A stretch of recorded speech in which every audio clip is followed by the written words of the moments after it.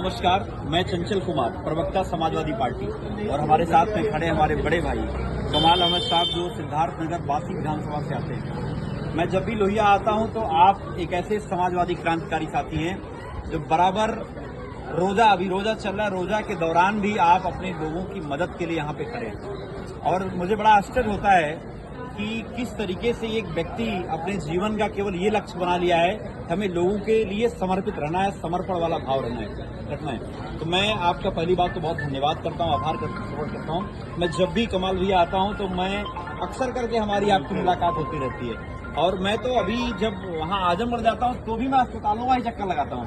अभी मैं कल सदर गया, मैदानपुर गया, तो उसी तरीके से हम लोग काम कर रहे हैं। लेकिन जो सबसे बड़ा सवाल ये है कि आज हम लोग लोहिया आयुर्विज्ञान संस्थान लखनऊ में खड़े हैं। हालत यहाँ की आप देख सकते हो।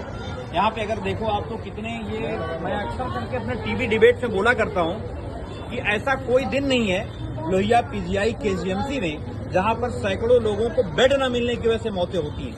मैं अक्सर करके ये बातें करता हूँ। और मैं बता दूं कि हम लोग केवल एक छोर पे खड़े हैं, यहाँ 5-6 पेशेंट जो हैं जिनको बेड नहीं मिल सकता है। और अगर आप पूरी बात कर लोगे, लोहिया की बात कर लोगे, पूरे आयुर्वेदिक संस्थान की बात कर लोगे, तो सैकड़ों से ज्यादा संख्या में लोगों को बेड नहीं मिल पा रहे हैं। ये बात तो अलग बात है। दूसरी बात, जो मुख्यमंत्री जी दावा करते हैं कि हमने 75 मेडिकल कॉलेज बना दिए, हमने गोरखपुर में एम्स बना दिया, ना जाने क्या क्या झांसेबाजी जुमलेबाजी वाला काम करते हैं। अभी अगर मैं आपसे पूछ लूं तो अभी आप देखिए, अगर पूछे जाता आप कहाँ के रहने वाले हैं, ये देखिए गोरखपुर के रहने वाले हैं, आप सीतापुर के रहने वाले हैं, आप कहाँ से आए हैं, बहराइच से, आप माता जी पूर्वांचल के हैं, संत कबीर बाबा के क्षेत्र से, आप कुशीनगर वो भी बाबा के क्षेत्र से हैं। अगर हम बात करें, माता जी आप कहाँ से आई हैं, बलरामपुर। दादा आप कहाँ से, सीतापुर से। ये अधिकतर पेशेंट अगर आप देखोगे, हर 10 पेशेंट में से तकरीबन मेरा मानना है कि 5 पेशेंट बाबा के क्षेत्र से आते हैं, मुख्यमंत्री के क्षेत्र से आते हैं, जहां पे बाबा ने एम्स बना दिया है, लेकिन वहां पे व्यवस्थाएं नहीं है, कोई सिस्टम नहीं, कोई व्यवस्था नहीं है। और ये सरकार केवल बताने को, केवल हिंदू मुसलमान के नाम पे लड़ाई लड़ाना है, लोगों को बांटना है, डिवाइड करना है, और कुछ भी इनके पास एजेंडा नहीं है। इसी कोरोना के समय में आपने देखा होगा, लोग लाखों की संख्या में लोग मर रहे थे, लेकिन बाबा के पास कहीं 50 बेड भी, इन्होंने उससे कुछ सीखा नहीं, कहीं 50 बेड का भी अस्पताल लखनऊ में नहीं बनाया। मैं चाहता हूं कि हमारे बड़े भाई हैं और वरिष्ठ नेता समाजवादी पार्टी के हैं, तो कम से कम 2-4 लाइन अपनी बात रखें। आदरणीय कमाल साहब जी, संसाधन व्यवस्था ऐसी नहीं है जो मरीजों को राहत दिया जा सके।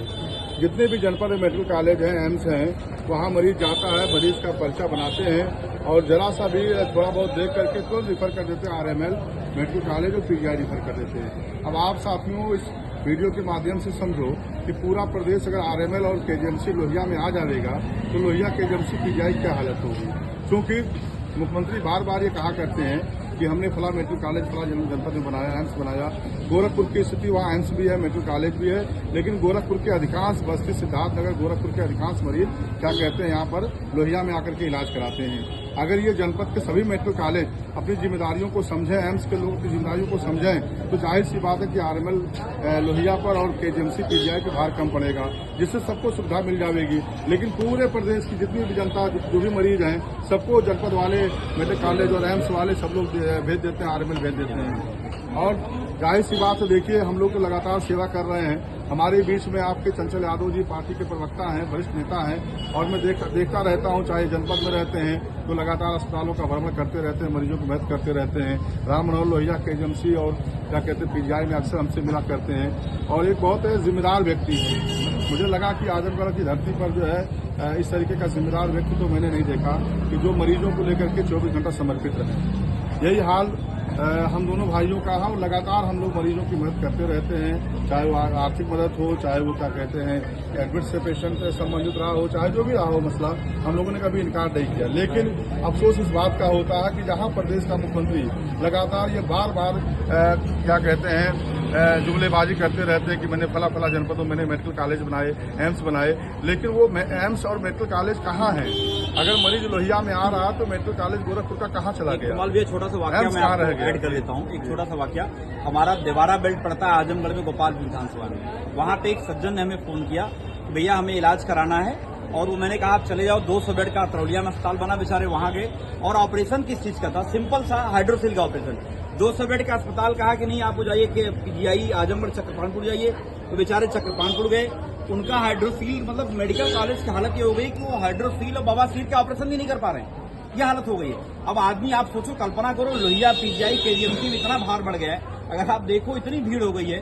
मैं तो धन्यवाद करता हूँ यहाँ के स्टाफ का और यहाँ पे लोगों का धन्यवाद करता हूँ। कम से कम यहाँ का स्टाफ, यहाँ पे सब लोग इतने अच्छे लोग हैं कि यहाँ पे आज इलाज हो पा रहा है। और समाजवादियों की देन है कि कम से कम आज गरीब आदमी का और आदरणीय मुख्यमंत्री जी के गृह जनपद के आसपास जितने भी जनपद हैं उन सबका भी इलाज यहाँ पे संभव हो पा रहा है। बहुत बहुत धन्यवाद। ज्यादा कुछ नहीं कहेंगे और चूंकि अस्पताल का परिसर है ये है या तो खाना बचता है। चलिए, वो तो ट्रस्ट के माध्यम से चल रहा है। बहुत बहुत धन्यवाद।